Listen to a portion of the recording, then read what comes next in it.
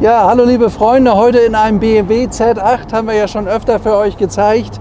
Ist ein mittlerweile schon legendäres Auto, obwohl der Wagen nur 20 Jahre alt ist. Aber ich kann euch sagen, dass wir bisher jeden Z8, den wir bei uns im Programm hatten, relativ schnell verkauft haben. Es ist ja der Nachfolger, ist der legitime Nachfolger vom BMW 507. 507 ist Ende der 50er Jahre gebaut worden bis zum Jahr 1960. Es gab davon nur 252 Exemplare. Und weil das so ein Riesenerfolg ist oder war und natürlich bis heute ist, kosten diese Autos auch sehr viel Geld. Also die Wagen kosten heute bis zu 2 Millionen Euro. Und BMW hatte dann die Idee im Jahr 1997, 98 da einfach nochmal eine Retro-Neuauflage zu machen von dem Wagen. Und das ist der Z8. Also von dem Wagen sind gebaut worden 5700 Autos. Da hat es 3 Jahre für gebraucht, vom Jahr 2000 bis 2003. Und es ist ein Wagen, der sich bis heute modern fährt und immer sehr, sehr gut hat verkaufen lassen. Er hat ein wunderschönes Design, wie ich meine. Dieser hier hat auch diese tolle Farbe, dieses Grau-Silber-Metallic mit rot-schwarzem kombinierten Leder. Und der Wagen, das könnt ihr ja vorne sehen, wenn ihr mal auf den Tacho guckt, hat er das Original 32.699 Kilometer gelaufen, was nicht viel ist. Zuerst ist der Wagen von BMW selber genutzt worden, das ist ein Werkswagen gewesen. Und danach ist das Auto in die zweite Hand gekommen, wo wir ihn jetzt auch herbekommen haben. Das heißt, das Auto hat 2 Einträge im Brief. Ist ein deutsches, originales Auto, kein Reimport, kein Amerikaner. Und der ist eben gerade nochmal aus der Inspektion gekommen. Also er läuft wirklich klasse, ist in einem wirklich sehr, sehr guten Pflegezustand. Der hat eine Garage gehabt, wo er nur im Sommer bewegt wurde und das auch nicht sehr viel. Das könnt ihr an dieser Laufleistung sehen. Also so ist so ein Auto wirklich gesund und so kann man so einen Wagen auch gut kaufen. Die Preise für die Autos, die sind die letzten Jahre hochgegangen. Also ich sag mal, die hat zwar einer Zeit noch 140, 150, 160.000 Euro gekostet. Gute Autos mit geringen Laufleistungen kosten mittlerweile immer über 200.000 Euro. Und wirklich sehr gute gibt es nur weniger am Markt.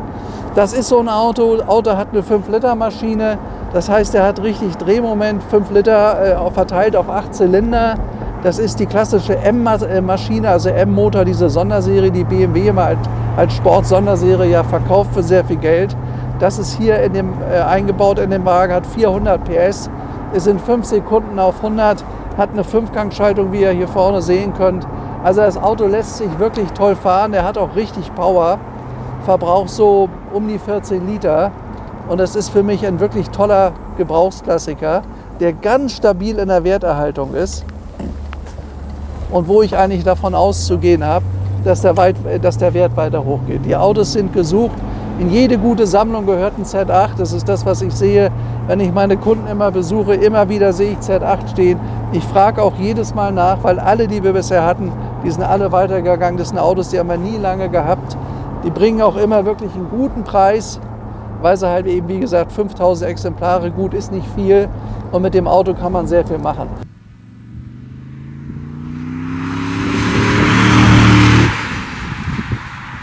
Da ist ein Kofferraum hinten drin für 2 Koffer. Dazu kommt übrigens, dass diese Autos immer eine Vollausstattung hatten, also elektrische Fenster hier bei Klimaanlage. Und dann das Ding mit den kleinen Autos, ich zeige euch das nachher, mit dem Buch und was es so alles gab. Unser Wagen hat das alles. Ist ein Auto, was ja, nicht nur einen sehr guten Zustand hat, ist was wenig gelaufen hat.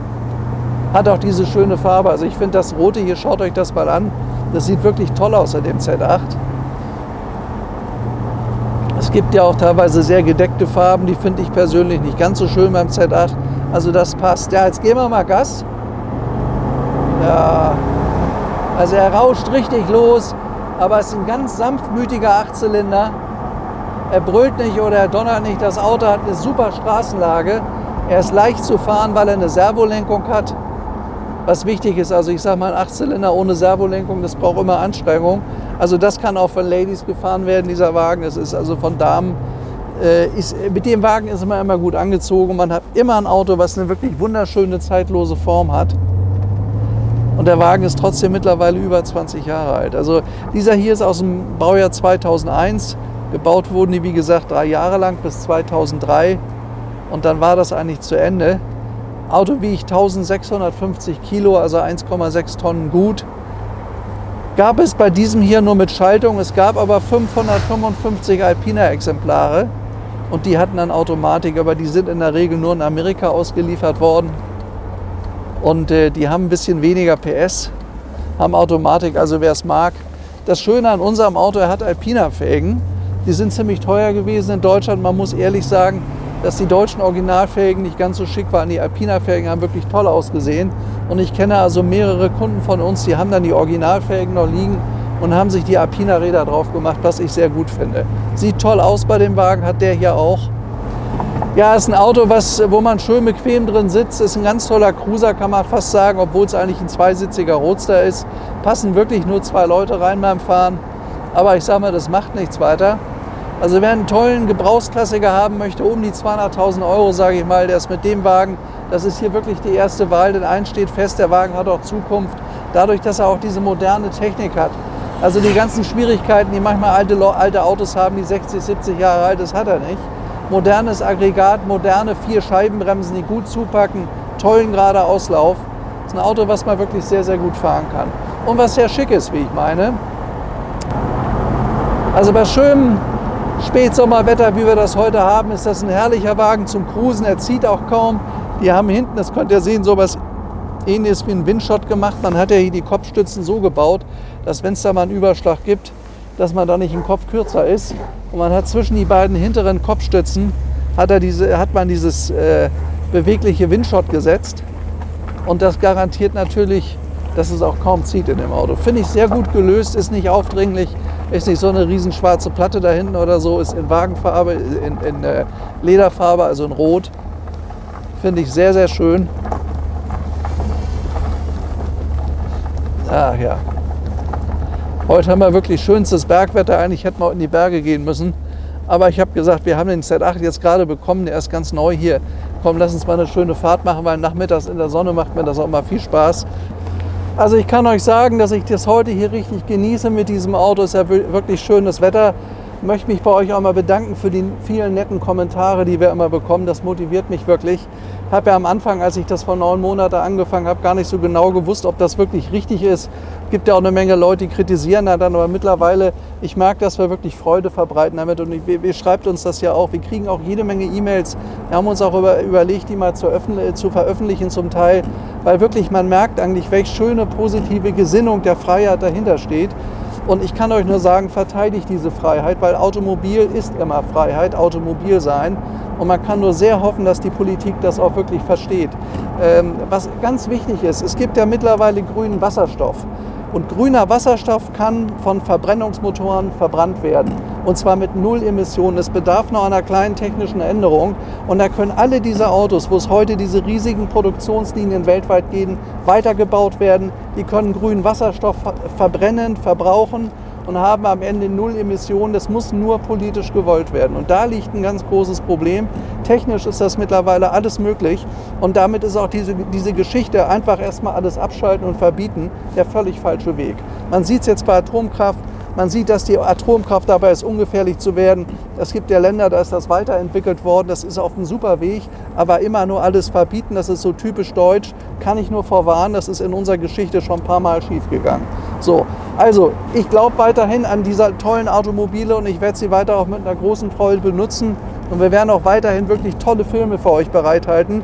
Das hat einfach damit zu tun, dass ich Freude am Auto habe und ich merke, dass ihr die auch habt. Deswegen haben wir das jetzt zu unserem Logo gemacht, zu unserem Leitspruch. Freude am Auto, das heißt Freude an Automobilität und damit Freude an Freiheit. Und wenn einer wirklich Demokrat ist und das auch beweisen und leben will, dann muss er das hier auf jeden Fall unterstützen. Es gibt ja technische Innovationen, wo man sowas wirklich regeln kann. Und ich sage mal, dieser Stimme bin ich. Und ich kann euch nur wirklich empfehlen, gebt den Leuten eine Stimme, wenn jetzt die Wahlen anstehen, die das unterstützen, die Freiheit wirklich unterstützen. Also ich sage das mal einfach mal so, das ist mir so ein Bedürfnis gewesen. Es gab neulich auf Dreisat diese Sendung, das lief den ganzen Abend, war ganz interessant. Also es ist technisch möglich, grünen Wasserstoff mit solchen Fahrzeugen zu fahren. Es ist eine geringe Modifikation an der Technik nötig, das kann man machen, das ist ein paar tausend Euro Aufwand. Aber dann kommt da hinten Wasserdampf raus, so ungefähr. Völlig ohne Schadstoffe, völlig ohne Emissionen. So, und in dem Sinn machen wir unsere Filme weiter. Heute jetzt in unserem wirklich schönen Z8 hier. Jetzt wollen wir mal gucken, jetzt ist er warm. Ja, das ist Freude am Auto. Das ist genau das, was ich meine. Natürlich muss man vorsichtig fahren. Es gibt auch andere Verkehrsteilnehmer. Aber Spaß macht das absolut.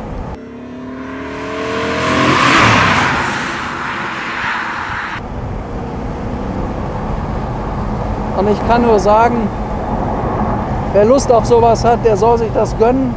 Ich persönlich habe keine Angst davor, dass das irgendwie verboten werden würde. Es ist ein Weltmarkt. Ich kann euch sagen, dass unser Geschäft nach wie vor sehr gut läuft. Ich kann es nicht anders sagen. Wir haben unser Porsche Carrera GT nach nur 3 Tagen weiter gehabt. Jetzt, das war der aktuelle Film. Wir haben auf andere Autogebote.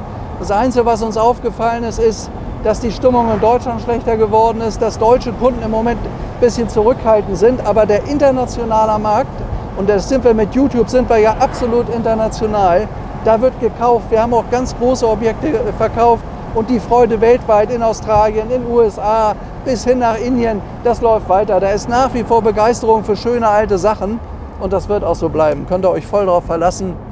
Das wird sich nicht verändern.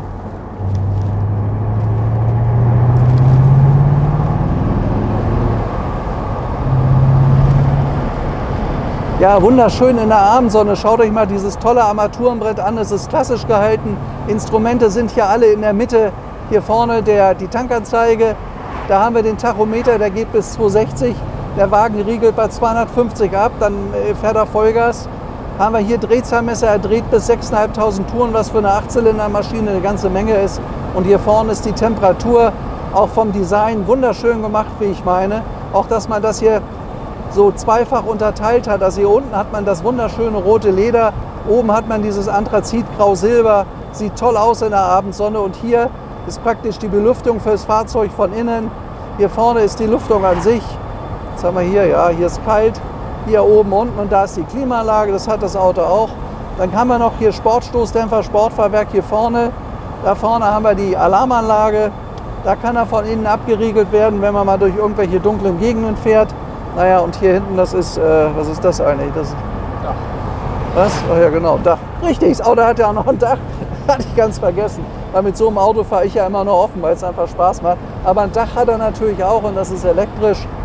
Wenn es also mal wettertechnisch dann doch mal wieder erwarten regnet, Dach drauf und man fährt mit Freude weiter. Ja, er liegt super in der Kurve. Man merkt aber schon, dass er vorne eine schwere Maschine drin hat, aber durch die Servolenkung ist das sehr gut weggeregelt. ABS hat er logischerweise auch. Airbag hat er auch, das könnt ihr hier unten sehen. Schaut mal hier. Also so modern war der Wagen damals schon. Airbag-Zeichen auch da vorne rechts am Armaturenbrett. Also alles vorhanden bei dem Auto. Das bedeutet, er ist technisch sehr, sehr modern ausgestattet. Es ist einfach so, wenn wir manchmal so mit älteren Autos fahren und unterwegs sind, da habt ihr halt eben weder Kopfstützen noch Airbag noch irgendwas. Und wenn euch da mal was passiert, ist das nicht immer ganz ungefährlich. Da muss man also sehr, sehr vorsichtig sein. Aber das ist das Schöne, das ist jetzt schon ein Klassiker. Und er hat aber die ganzen modernen Helfer, die einem eine sichere Fahrt und eine sichere Reise gewährleisten.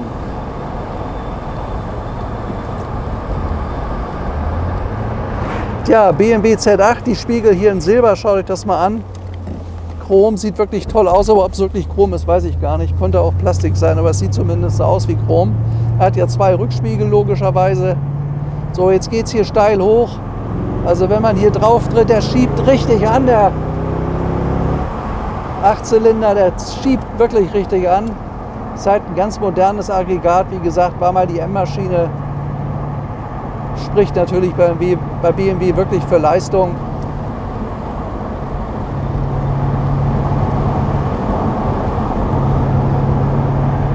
Ja, hier in der schönen Abendsonne das bayerische Produkt, bayerische Motorenwerke, das ist ja nun mal BMW, also hier gehört der Wagen hin. Hier ist er auch produziert und zur Welt gekommen. Das ist immer ein deutscher Wagen gewesen, erst von BMW-Leuten selber gefahren worden. Auto ist ja 2001 geboren und dann gab es das Auto in zweiter Hand und das war es jetzt eigentlich auch. Deswegen hat er eben jetzt auch erst 32.000 Kilometer, was sehr, sehr viel ist. Hier vorne das allseits bekannte große, schöne BMW-Logo, auch vorne direkt auf der Spitze. Da angedeutet die BMW Nieren, das hat man ja schon in den 30er Jahren gehabt bei BMW, absolut bekannt, Nebelscheinwerfer, schön integriert links und da vorne rechts. Und dann diese ganz modernen Lampen, wie heißen die eigentlich hier, hat er auch schon. Das ist, ja, weiß ich auch nicht, also auf jeden Fall modernstes Halogenlicht. So, ja, wie ich schon gesagt habe, der Wagen hat einen Alpina, die Alpina-Räder, die finde ich wunderschön bei dem Wagen. Passt auch herrlich zum silbernen Äußeren von dem Wagen. Und was das Besondere an dem Wagen ist, er hat dieses wunderschöne zweifarbige Leder, Rot und Silber. Viele weinen da Silber-Schwarz, so gefällt es mir einfach besser. Dieses zweifarbige ist ein sehr, sehr gepflegter Wagen, wie wir eben festgestellt haben. Und das Tolle an dem Auto, er hat eine wirkliche absolute Vollausstattung. Das ist echt alles dabei. Muss ich mal gucken, wie geht das auf hinten? Wie geht das? Ach, hier, ja. Einmal Tank und jetzt offen. Da vorne links ist so ein kleiner Schalter. Wenn man da drauf drückt, springt hinten der Deckel auf. Hier auch das schöne große BMW-Logo. Also Palito, da hat er von Alpina die Radschrauben. Er hat das Buch, er hat das kleine Spielzeugauto dabei. Was ist das hier ohne? Auch noch original. Also er hat wirklich alles dabei. Er hat auch das Hardtop übrigens dabei, was es gibt zum Auto. Steht bei uns gerade in der Halle auf dem Ständer. Und ist innen rot. Wunderschön, alles in einem Tip-Top-Zustand. Ich meine, der Kofferraum ist gar nicht so klein für so ein Auto. Da können also 2 Leute wirklich auch gut mitfahren. Vielleicht noch so ein kleiner Hinweis. Schaut mal hier auf die Lichter. Die haben gelbe Blinker und sind rot. Daran erkennt ihr ein deutsches Auto. Wenn hier rot-rot ist, ist es ein US-Wagen. Da müsst ihr immer ein bisschen drauf gucken, weil die Deutschen ein bisschen wertvoller ist. Wie gesagt, das ist ein deutscher Ersthandwagen, Zweithand, Entschuldigung. Und der Zustand ist wirklich sehr, sehr schön. Tolles Auto, fährt gut, die Reifen sind neuwertig. Ich nehme an, dass die einmal gewechselt wurden. Die sind ja wie neu. Kann man gerade sehen hier in der Sonne. Ansonsten ist der Wagen unfallfrei. Lack hat er auch keinen bekommen. Also mir ist jedenfalls nichts bekannt, dass er irgendwo nachlackiert wurde. Auch keine Beulen, keine Kratzer, gar nichts. Ein Z8 muss so sein. Und die Autos kosten immer so drumherum 200.000. Also ist auch ganz interessant. Also selbst wenn so ein Wagen, ich sag mal 90 oder 120.000 gelaufen hat, die Leute wollen immer noch 200.000 Euro haben. Und das Interessante, sie bekommen sie auch. Es gibt nicht so viele, gut 5.000 Exemplare sind gebaut worden. Und sowas gehört in jede gute Sammlung. Weil ich weiß das ja, bei älteren Autos, dann springt das Ding mal nicht an oder dann muckert er hier oder muckert er da. Ist ja teilweise wie mit älteren Herrschaften. Da kommen dann so die Zipperlein, das habt ihr mit dem Z8 nicht. Der springt an und geht los, den könnt ihr immer fahren und wenn es mal ist, Brötchen holen. Das ist wirklich ein sehr, sehr zuverlässiger, moderner, guter Klassiker. Auch der M-Motor muss gesehen werden. Hier unten links übrigens ist der Hebel bei dem Auto. So, jetzt ist er aufgesprungen. Hier vorne fasst man drunter. Ganz einfach, da ist der Hebel, dann geht er auf und schaut mal bitte hier. BMW M-Power, das ist neuwertig. So gehört sowas, tipptopp im Zustand, nie im Winter gefahren, keinen Unfall gehabt. Also ich wüsste überhaupt nicht, was man, schaut mal hier, das ist alles wie neu. Also es ist wirklich ein ganz, ganz sauberes, gepflegtes Auto. Das sieht man wirklich aufs Erste. Also der ist wirklich top, der Wagen. Man merkt es auch, wie er so fährt. Hier haben wir einen Ölzettel, da schauen wir noch mal kurz drauf. Schaut mal hier, neues Öl hier bei uns, 12.08.21 Inspektion, also das ist jetzt gerade 2 Wochen her. Also da ist wirklich alles reinsetzen, losfahren, Spaß haben. Und das kann man mit so einem Wagen auch. Ich zeige euch jetzt mal, wie der so absaust, wie schön er fährt. Wir machen hier noch ein paar schöne Vorbeifahrszenen. Mach mal wieder zu. Ja.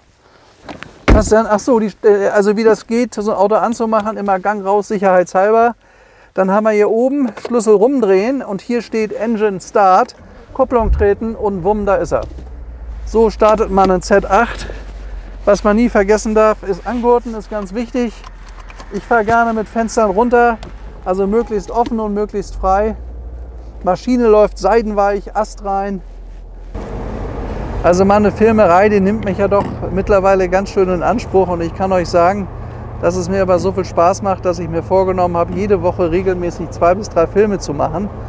Und wir sind wirklich hinterher, dass wir die besten Autos bekommen der Welt. Und wenn ihr uns dabei helft, wäre das wirklich toll. Ich bin alle 14 Tage unterwegs. Wir müssen also auch damit, das heißt im Voraus produzieren mit den Filmen, was wir machen. Aber ich muss mir, wenn uns Autos angeboten werden, die mal anschauen. Ich fahre also hin, ich besuche euch dann.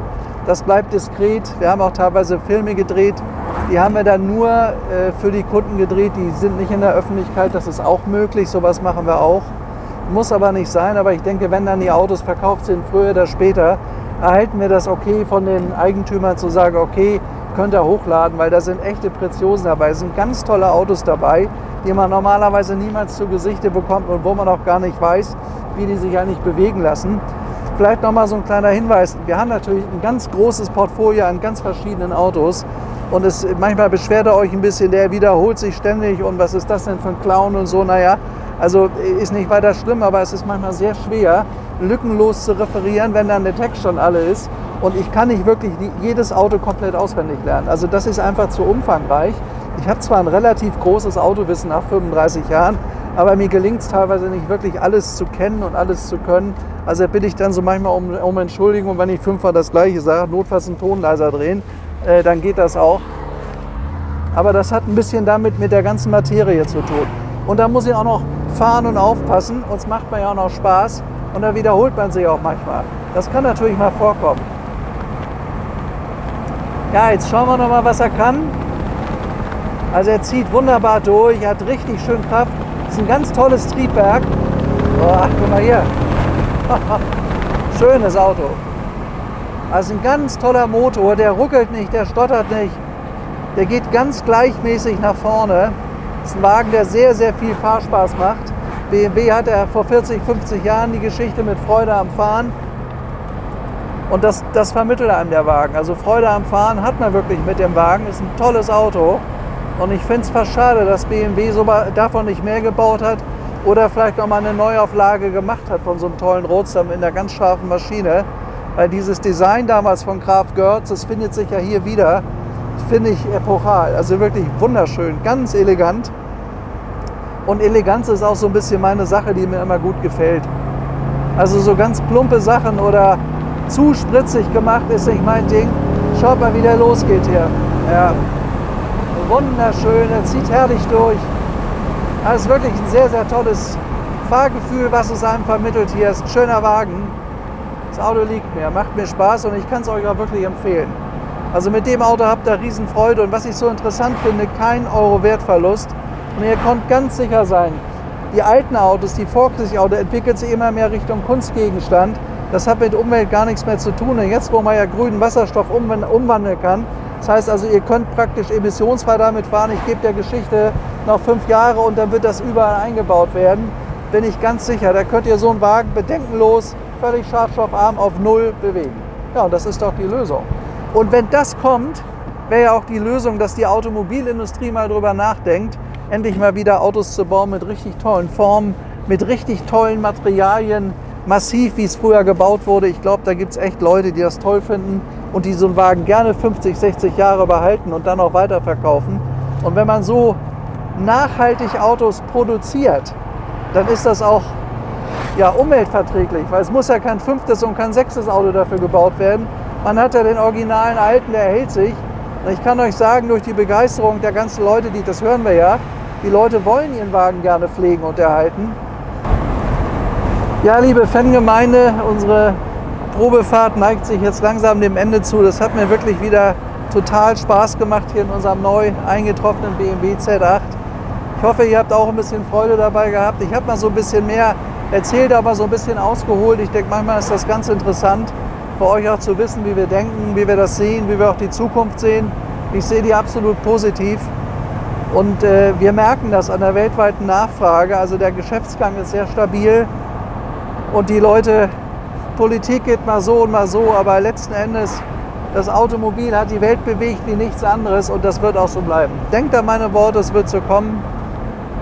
Und so stehe ich jeden Tag aufs Neue auf, freue mich über meinen schönen Beruf, den ich also wirklich habe und den ich auch echt genieße. Und natürlich gerne mit euch zusammen. Wenn ihr Hinweise oder Wünsche habt an mich, schreibt mir das gerne. Wir werden das auf jeden Fall mit berücksichtigen. Ich kann zwar nicht jeden beantworten, weil wir teilweise sehr viele E-Mails bekommen, das schaffe ich einfach nicht. Aber es wird alles gelesen bei uns, 100%ig versprochen. Und es wird auch umgesetzt. Also wenn ihr da Hinweise habt, gerne an uns. Ja, hier ist wieder Beuerberg, unser alter Hof, wo wir jetzt seit mittlerweile 27 Jahren sind. Ich möchte mich bei euch verabschieden. Bedanke mich wie immer für eure Mitfahrt. Ich hoffe, es hat euch Spaß gemacht. Mir hat es Spaß gemacht mit euch. Ich wünsche euch alles Gute. Bis zum nächsten Dreh. Alles Gute, euer Stefan Luftschütz und tschüss.